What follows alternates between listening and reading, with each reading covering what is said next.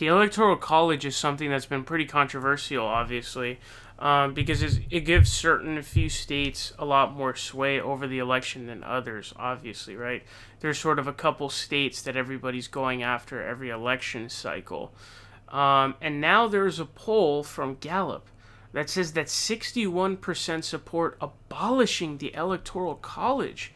That's that's essentially to the point of being a supermajority. It says a strong majority of Americans support amending the U.S. Constitution to replace the Electoral College with the popular vote system. The survey found that 61% support moving to a popular vote system, up 6 points from 2019 and up 12 points from 2016.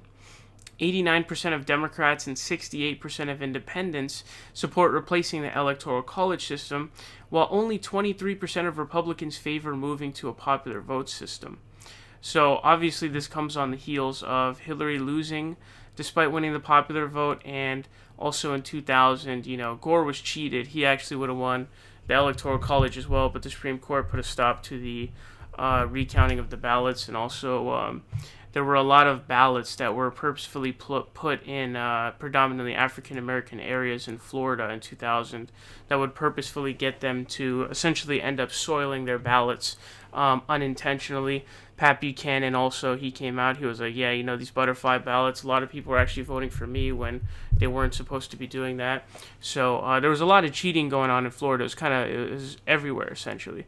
But I think abolishing the Electoral College is definitely an important thing. Another one that I think a lot of people don't talk about is actually reforming the Senate.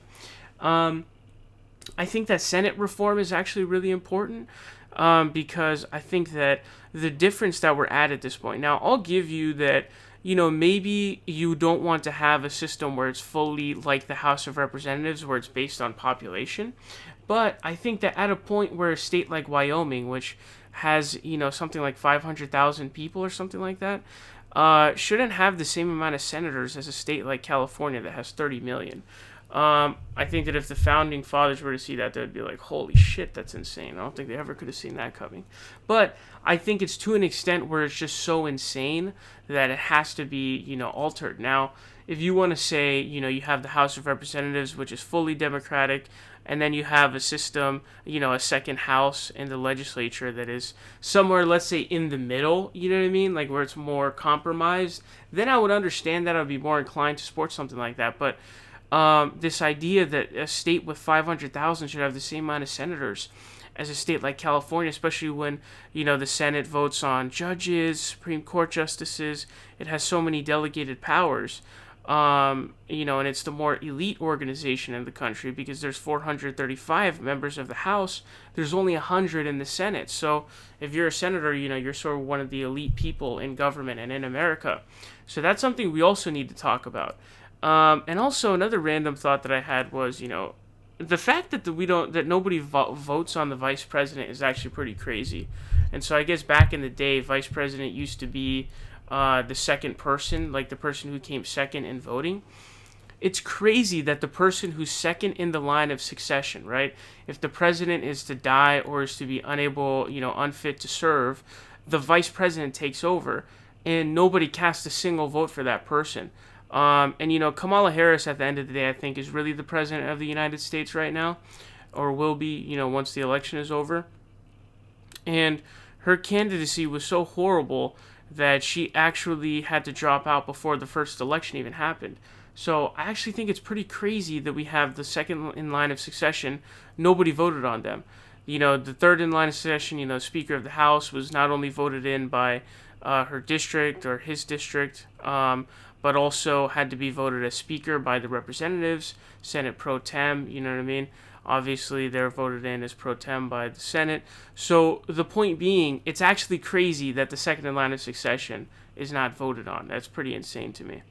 But this is a supermajority. This article also points out that it's up 12 points from 2016, which is a huge shift. Being hovering around the sort of 50-50 marker or even like a little bit below, and 61 is actually very different. And so I think a lot of people actually want to see the Electoral College go because it sort of brings focus to a few states. My vote in California is completely useless, where some of persons vote in Florida, or currently as it stands, like a Pennsylvania or Michigan is what matters. But why? You know what I mean? Like, that's so unfair. It's ridiculous and it's undemocratic. And all of this stuff about, all the defenses of having a minority rule is hilarious and just totally ridiculous. The way democracies work, people are supposed to vote, and yes, an unfettered democracy where there isn't a constitution that guarantees rights, obviously that's an issue, but we have a constitution that does that, so that doesn't really make sense at all either.